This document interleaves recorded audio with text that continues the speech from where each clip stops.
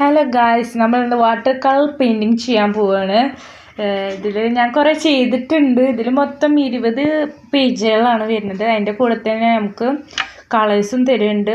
6 കളേഴ്സാണ് ഉള്ളത്. പിന്നെ അതിൻ്റെ കൂടെ ബ്രഷും ഉണ്ട്. അപ്പോൾ നമ്മളിതാണ് സെലക്ട് ചെയ്തിരിക്കുന്നത്. നമുക്ക് ഓരോന്നിനും കൊടുക്കാം.